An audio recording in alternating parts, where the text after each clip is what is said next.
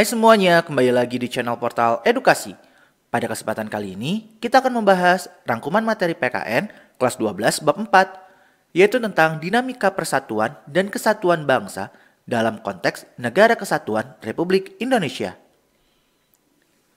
Materi pertama akan kita mulai dengan konsep negara kesatuan atau bisa disebut unitarisme. Menurut C.F. Strong, dalam bukunya A History of Modern Political Constitution, negara kesatuan adalah bentuk negara di mana wewenang legislatif tertinggi dipusatkan dalam suatu badan legislatif nasional. Nah, negara kesatuan mempunyai dua sistem, yaitu sentralisasi dan desentralisasi. Dalam negara kesatuan bersistem sentralisasi, semua hal itu diatur dan diurus oleh pemerintah pusat. Sedangkan daerah hanya menjalankan perintah-perintah dan peraturan-peraturan dari pemerintah pusat. Sedangkan dalam negara kesatuan bersistem desentralisasi, daerah diberi kekuasaan untuk mengatur rumah tangganya sendiri. Bisa disebut juga otonomi atau swatantra. Pada saat ini, Indonesia merupakan negara kesatuan yang menganut sistem desentralisasi melalui mekanisme otonomi daerah. Selanjutnya, kita masuk ke karakteristik Negara Kesatuan Republik Indonesia.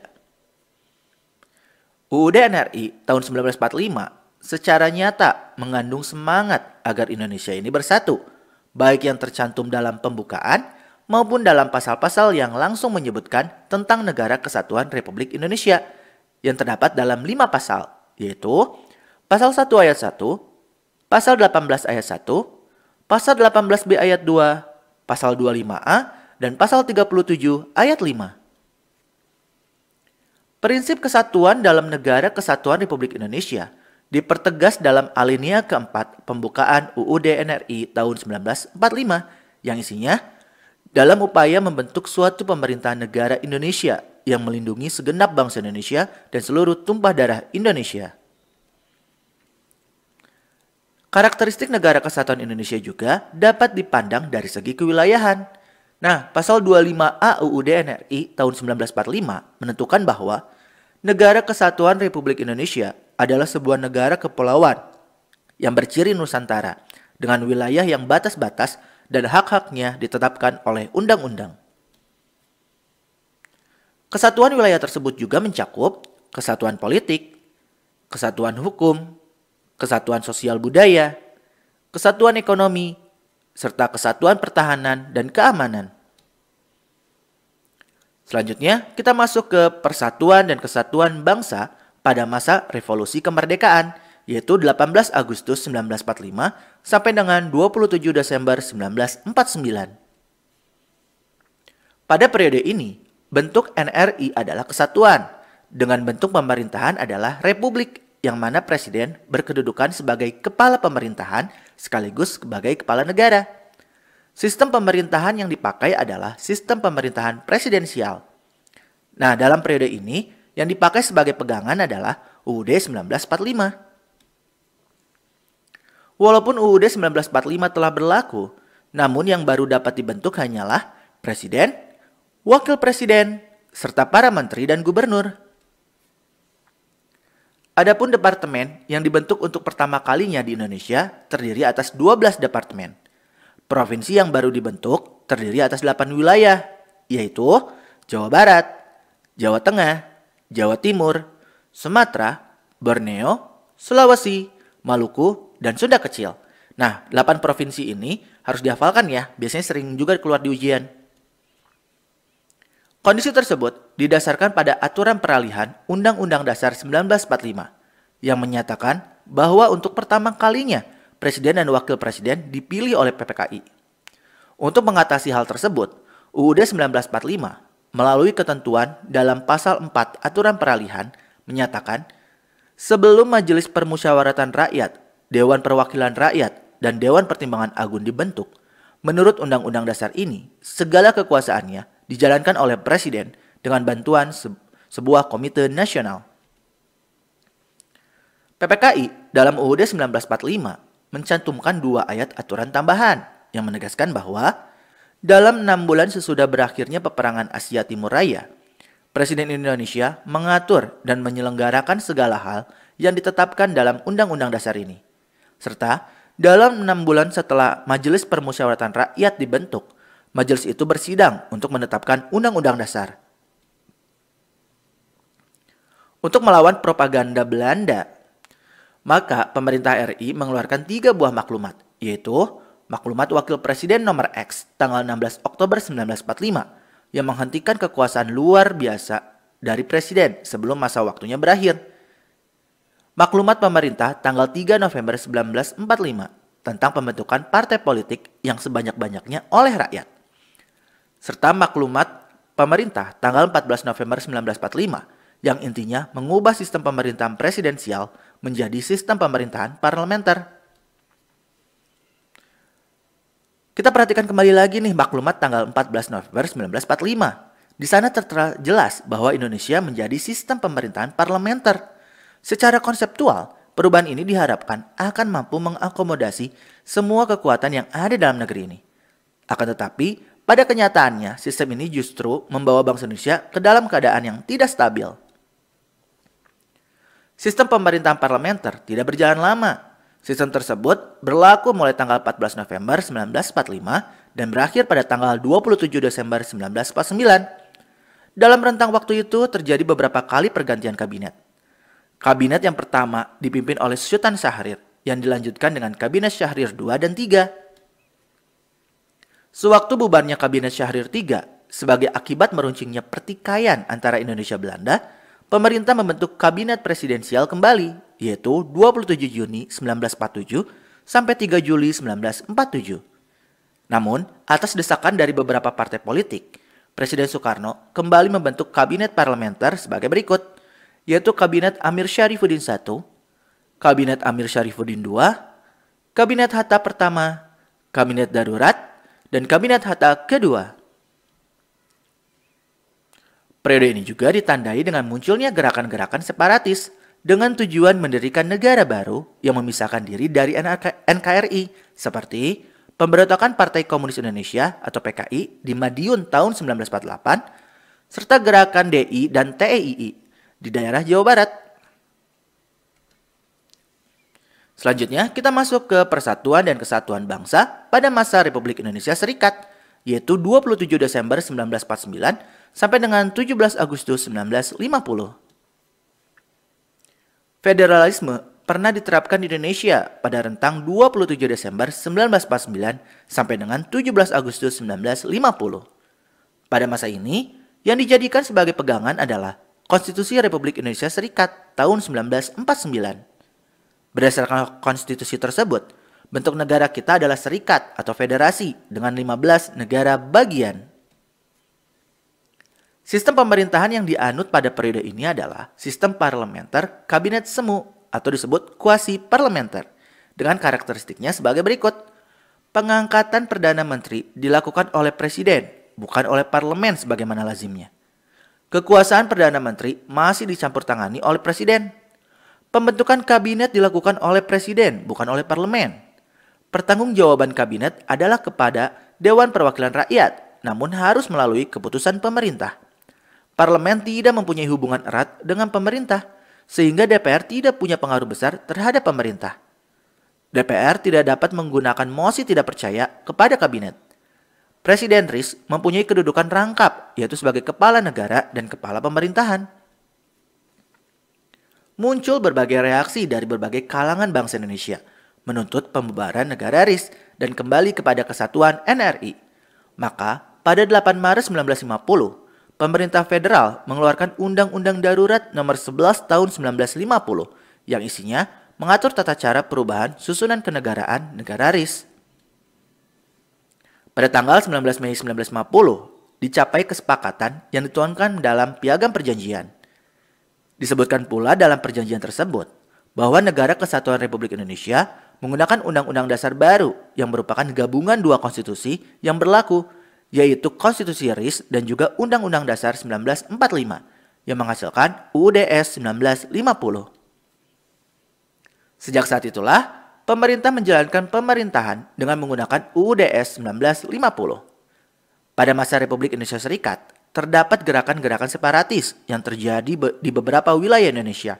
Di antaranya, Gerakan Angkatan Perang Ratu Adil atau APRA, pemberontakan Andi Aziz di Makassar, serta Gerakan Republik Maluku Selatan atau RMS.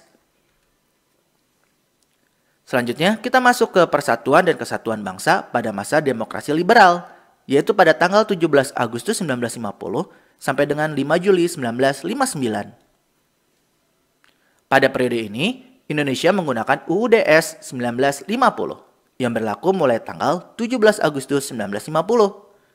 Bentuk negara Indonesia pada periode ini adalah kesatuan yang kekuasaannya dipegang oleh pemerintah pusat. Bentuk pemerintahan yang diterapkan adalah republik, dengan kepala negara adalah seorang presiden yang dibantu oleh seorang wakil presiden. Sistem pemerintahan yang dianut pada periode ini adalah sistem pemerintahan parlementer dengan menggunakan kabinet parlementer yang dipimpin oleh seorang perdana menteri. Praktik sistem pemerintahan parlementer yang diterapkan pada masa berlakunya UUDS 1950 ini ternyata tidak membawa bangsa Indonesia ke arah kemakmuran, keteraturan, dan kestabilan politik. Hal ini tercermin dari jatuh bangunnya kabinet dalam kurun waktu antara 1950 sampai 1959. Telah terjadi sebanyak 7 kali pergantian kabinet, yaitu Kabinet Natsir, Kabinet Sukirman, Kabinet Wilopo, Kabinet Ali Sastroamidjojo 1, Kabinet Burhanuddin Harahap, Kabinet Ali Sastroamidjojo 2, dan Kabinet Juanda. Hal yang menyebabkan kondisi negara kacau pada periode ini adalah tidak berhasilnya Badan Konstituante menyusun Undang-Undang Dasar yang baru. Kondisi yang sangat membahayakan bangsa dan negara ini mendorong Presiden Soekarno untuk mengajukan rancangannya mengenai konsep demokrasi terpimpin dalam rangka kembali kepada UUD 1945. Kondisi tersebut mendorong Presiden untuk menggunakan wewenangnya, yakni mengeluarkan dekret Presiden tanggal 5 Juli 1959 yang isinya pembubaran konstituante, memberlakukan kembali UUD 1945 dan tidak berlakunya lagi UUDS 1950, serta pembentukan MPR dan DPA sementara. Pada periode ini juga terjadi beberapa gerakan separatis di daerah, di antaranya Gerakan DI dan TII, pemberontakan PRRI atau Permesta, yaitu Pemerintahan Revolusioner Republik Indonesia atau Perjuangan Rakyat Semesta. Selanjutnya, kita masuk ke Persatuan dan Kesatuan Bangsa pada masa Orde Lama, yaitu 5 Juli 1959 sampai dengan 11 Maret 1966. Sejak berlakunya kembali UUD 1945, Presiden berkedudukan sebagai Kepala Negara dan Kepala Pemerintahan. Kabinet yang dibentuk pada tanggal 9 Juli 1959 dinamakan Kabinet Kerja yang terdiri atas Kabinet Inti, Menteri-Menteri ex officio, dan Menteri-Menteri muda sebanyak 60 orang. Pada mulanya, ide demokrasi terpimpin adalah demokrasi yang dipimpin oleh hikmat kebijaksanaan dalam permusyawaratan perwakilan. Namun lama-kelamaan bergeser menjadi dipimpin oleh presiden atau pemimpin besar revolusi. Maka akhirnya segala sesuatunya didasarkan kepada kepemimpinan penguasa, dalam hal ini pemerintah. Berikut ini adalah beberapa penyimpangan selama pelaksanaan demokrasi terpimpin, yaitu membubarkan DPR hasil pemilu dan menggantikannya dengan membentuk DPR gotong royong yang anggotanya diangkat dan diberhentikan oleh presiden. Membentuk MPR sementara yang anggotanya diangkat dan diberhentikan oleh presiden. Penetapan Insinyur Soekarno sebagai presiden seumur hidup oleh MPRS. Membentuk Front Nasional melalui penetapan Presiden nomor 13 tahun 1959 yang anggotanya berasal dari berbagai organisasi kemasyarakatan dan organisasi sosial politik yang ada di Indonesia. Terjadinya pemerasan dalam penghayatan Pancasila. Pancasila yang berkedudukan sebagai dasar negara dan pandangan hidup bangsa diperas menjadi 3 unsur yang disebut Trisila. Kemudian Trisila ini diperas lagi menjadi unsur yang disebut Ekasila. Ekasila inilah yang dimaksud dengan Nasakom atau nasionalis, agama, dan komunisme. Gagasan Nasakom inilah yang memberi peluang bangkitnya Partai Komunis Indonesia atau PKI. Hal tersebut dimasukkan dalam UU RI nomor 18 tahun 1965 tentang pemerintah daerah di mana semua unsur Nasakom, termasuk di dalamnya PKI, harus diperhatikan dalam penunjukan unsur pimpinan Dewan Perwakilan Rakyat Daerah. Karena merasa mempunyai posisi yang kuat, PKI melakukan pemberontakan pada tanggal 30 September 1965 yang menewaskan 7 orang perwira TNI Angkatan Darat. Selanjutnya, kita masuk ke Persatuan dan Kesatuan pada masa Orde Baru, yaitu 11 Maret 1966 sampai dengan 21 Mei 1998. Kepemimpinan Presiden Soekarno dengan demokrasi terpimpinnya akhirnya jatuh pada tahun 1966. Masa Orde Lama diganti dengan masa Orde Baru yang dipimpin oleh Soeharto. Prioritas utama yang dilakukan oleh pemerintah Orde Baru bertumpu pada pembangunan ekonomi dan stabilitas nasional yang mantap. Adapun kelebihan dari sistem pemerintahan Orde Baru yaitu perkembangan pendapatan per kapita masyarakat Indonesia yang pada tahun 1968 hanya 70 dolar Amerika Serikat dan pada 1996 telah mencapai lebih dari 1.000 dolar Amerika Serikat. Suksesnya program transmigrasi, suksesnya program keluarga berencana, serta sukses memerangi buta huruf. Akan tetapi, dalam perjalanan pemerintahannya, Orde Baru melakukan beberapa penyimpangan terhadap Pancasila dan UUD 1945. Contohnya, di bidang ekonomi terjadinya praktik monopoli ekonomi. Di bidang politik, kekuasaan berada di tangan lembaga eksekutif. Sedangkan di bidang hukum terjadinya praktik KKN dalam pemerintahan. Pada tanggal 21 Mei 1998, Presiden Soeharto menyatakan mengundurkan diri. Sebagai gantinya, B.J. Habibie yang ketika itu menjabat sebagai wakil presiden dilantik sebagai Presiden RI yang ketiga. Masa jabatan Presiden B.J. Habibie berakhir setelah pertanggungjawabannya ditolak oleh sidang umum MPR pada tanggal 20 Oktober 1999. Selanjutnya kita masuk ke Persatuan dan Kesatuan pada masa reformasi, yaitu periode 21 Mei 1998 sampai sekarang. Gejolak politik di era reformasi semakin mendorong usaha penegakan kedaulatan rakyat dan bertekad untuk mewujudkan pemerintahan yang bersih dari korupsi, kolusi, dan nepotisme yang menghancurkan kehidupan bangsa dan negara. Untuk itu perlu disusun pemerintahan yang konstitusional atau pemerintahan yang berdasarkan pada konstitusi. Pemerintah konstitusional bercirikan bahwa konstitusi negara itu berisi adanya pembatasan kekuasaan pemerintahan atau eksekutif, jaminan atas hak asasi manusia dan hak-hak warga negara. Dengan mengamandemen UUD 1945 menjadi konstitusi yang bersifat konstitusional, diharapkan dapat terbentuk sistem pemerintahan yang lebih baik daripada sebelumnya. Amandemen atas UUD 1945 telah dilakukan oleh MPR sebanyak 4 kali, yaitu pada tahun 99, 2000, 2001, dan 2002. Selain itu, perubahan UUD 1945 juga mengubah struktur ketatanegaraan Indonesia. Untuk lebih jelasnya, berikut dipaparkan perubahan-perubahan mendasar dalam ketatanegaraan Indonesia setelah perubahan UUD 1945, yaitu kedaulatan di tangan rakyat dan dilakukan menurut Undang-Undang Dasar, tercantum dalam Pasal 1 Ayat 2. MPR merupakan lembaga bikameral, yaitu terdiri dari anggota DPR dan anggota DPD. Itu tertuang dalam Pasal 2 Ayat 1. Presiden dan Wakil Presiden dipilih langsung oleh rakyat, tertuang dalam Pasal 6A Ayat 1. Presiden memegang jabatan selama 5 tahun dan dapat dipilih kembali dalam jabatan yang sama untuk 1 kali masa jabatan, tertuang dalam Pasal 7. Pencantuman hak asasi manusia pada Pasal 28A sampai 28J. Penghapusan DPA sebagai lembaga tinggi negara. Presiden bukan mandataris MPR. MPR tidak lagi menyusun GBHN. Pembentukan Mahkamah Konstitusi dan Komisi Yudisial, tercantum pada Pasal 24B dan 24C. Anggaran pendidikan minimal 20%, itu pada Pasal 31 Ayat 4. Negara kesatuan tidak boleh diubah, itu pada Pasal 37 Ayat 5. Penjelasan Undang-Undang Dasar 1945 dihapus. Nah ya, mungkin cukup sekian. Terima kasih telah menyimak video pembelajaran hingga selesai. Semoga bermanfaat kita semua. Jangan lupa like, comment, and subscribe.